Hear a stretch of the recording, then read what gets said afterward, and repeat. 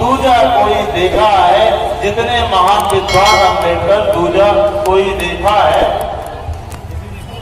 और सुनिएगा, उत्तर दक्षिण पूरब पश्चिम, बाबा साहब का टर्म देखिए, उत्तर दक्षिण पूरब पश्चिम सारे कल्चर पढ़ डाले, ब्रिटेन, फ्रांस, अमेरिका, यूरोप का, अफ्रीका, जापान, जर्मनी, रसिया के संविधान का साथ भारतीय संविधान में रच डाले।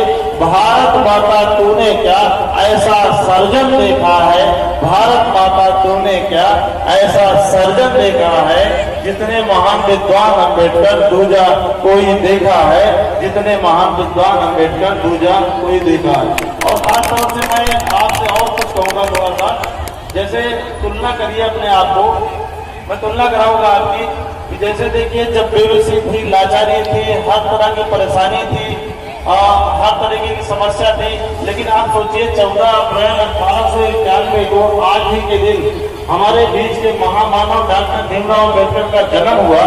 और आप सोचिए केवल 65 साल की आयु में पूरे दुनिया के किताब नहीं, पूरे दुनिया के संविधान को पढ़ लिए, और पढ़ ही नहीं लिए, पूरे संविधान का उन्होंने पूरे संविधान का विश्लेषण कर डाला। और एक प्रकार से कहा जाए विश्लेषण करके ऐसा सर्जरी करके ऐसा संविधान भारत को दिया है कि पूरी दुनिया में उस संविधान का कोई तोड़ नहीं है। जैसे भारतीय संविधान की तुलना मैं करूं, देखिए उसी समय बांग्लादेश का संविधान बना, जब देखिए तब इमरजेंसी, उसी समय पाकिस्तान का संविधान बना, रोज का रोज इमरजेंसी लगी रहती है। नेपाल की स्थिति देखिए, अन्य देशों की स्थिति देखिए, लेकिन बाबा साहब का जो टैलेंट था भारतीय संविधान के रूप में जो हमको दिया है, उसमें उसके आधार पे बहुत अच्छा है। और मैं आप लोगों को एक मैसेज बाबा साहब की इस जन्मदिन के अवसर पर देना चाहता हूँ। जैसे देखिए आपकी दिशा बहुत अच्छी है, इसमें कोई डाउट नहीं है, आप बाबा साहब को मानते नहीं, उसमें कोई डाउट नहीं है, लेकिन बाबा साहब के शिक्षित बनो, संगठित बनो, संघर्ष के पद चिन्हों पर चलने के लिए कुछ चीजों का त्याग आपको करना पड़ेगा। जैसे मैं पुलिस अधिकारी हूँ, अक्सर मैं देखता हूँ शाम के समय हमारा जो मजदूर वर्ग है, जो नौकरी नहीं करता है, वो पता लगा 300 रुपए कमाता तो है, लेकिन पता लगा शाम को एक अद्धी या एक जो भी है अद्धी 70 रुपए, 80 रुपए, 100 रुपए की दारू पी लेता है। मेरा निवेदन आप लोगों से है कि जितना अच्छा डायरेक्शन, जितना अच्छा मार्गदर्शन आप लोगों का बाबा साहब ने दिया है, और ये मुझे जान के बड़ी खुशी होती है कि आप लोग मार्गदर्शन पर चले हो, लेकिन अगर ये त्याग अपने बच्चों के लिए, अपने नशे का त्याग, अपनी विरासत का त्याग अपने बच्चों की शिक्षा के लिए करेंगे, तो मेरा दावा है कि वो जनरेशन तैयार होगी कि मुझे नहीं लगता है कि कोई आपकी बराबरी कर सकता है।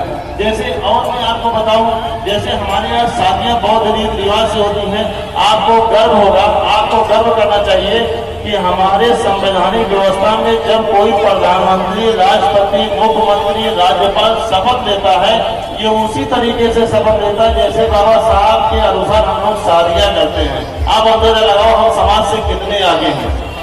वो प्राचीन व्यवस्था के हिसाब से शादियां करते हैं, हम मॉडर्न के साथ व्यवस्था करते हैं। अमेरिका में जैसे शपथ किया जाता है, भारत में शपथ किया जाता है, फ्रांस में शपथ किया जाता है, वैसे भारत के हम लोग शादियां कराते हैं। आप अंदाजा लगाओ कितने अपडेट हैं, कितने हम लोग अपडेट हैं, कितने आगे हैं। बशर्ते केवल ये है कि हम लोगों में एकता नहीं है।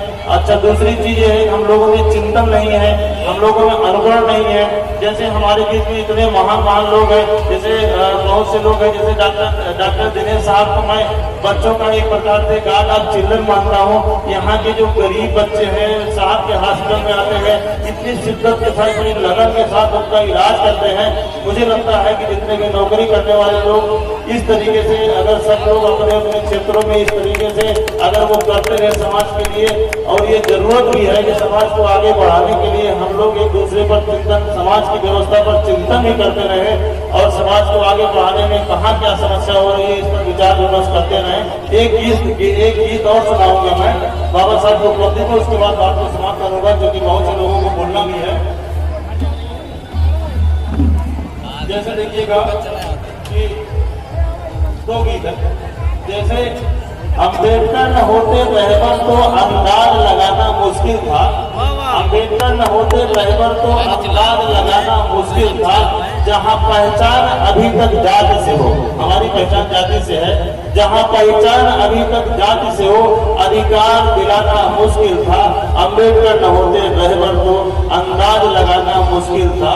अगड़े पिछड़े दलित सभी को, अगड़े पिछड़े दलित सभी को एक सूत्र में बांधना मुश्किल था, अम्बेडकर न होते भारत में अंदाज लगाना मुश्किल था। संविधान दिए विश्वास दलित को, और देखिएगा संविधान ने दिया विश्वास दलित को, आरक्षण भी उसका आया है। जहां सोच अभी तक ऐसी हो पुतले दलित प्रधान बनाए जाते हैं, अम्बेडकर होते भारत में अंदाज लगाना मुश्किल था। विकल्प जहां संविधान का हो, विकल्प जहां लोग विकल्प निकाल लिए हैं कि भाई जैसे 80 सीट आती है तो हमारे को पता है कि हमारे समाज का आदमी होता है, नौकर को पता है, उन्होंने लिखा है। विकल्प जहां संविधान का हो अंदाज लगाना मुश्किल था, अम्बेडकर न होते रहबर तो अंदाज लगाना मुश्किल था। संविधान न होता भारत में अधिकार दिलाना मुश्किल था। विकल्प जहां संविधान का हो अंदाज लगाना मुश्किल था। जहां भेद विचार इस हद तक हो, अभी भी इतना जातिवाद रहता है, जहां भेद विचार इस हद तक हो इस पर कुछ कहना मुश्किल है। अगड़े पिछड़े दलित सभी को एक समान बनाना मुश्किल था, अम्बेडकर न होते रहबर तो अंदाज लगाना मुश्किल था, अम्बेडकर न होते रहबर तो अंदाज लगाना। और ये भारतीय संविधान, मेरा मतलब ये है कि भारतीय संविधान को मैं क्यों सुना रहा हूँ, क्योंकि अभी तक तमाम प्रकार के लोग सवाल करते हैं यार बाबा साहब ने संविधान बनाया, अपने समाज को मैं ये बताना चाहता हूँ और अन्य समाज के लोगों को मैं बताना चाहता हूँ कि बाबा साहब ने वो चीज बताया है जिसको हम जैसे लोग, तमाम लोग चिंतन करके और भारतीय संविधान पर कविता के माध्यम से, गद्य के माध्यम से उसके अंदर की चीज को जाना चाहिए। जैसे एक गीत और है, उसके बाद मैं अपनी बात को पूर्ण करूंगा। जैसे देखिएगा, संविधान न होता तो क्या होता, क्या हमने कभी ये सोचा है। संविधान न होता तो क्या होता, क्या हमने कभी ये सोचा है।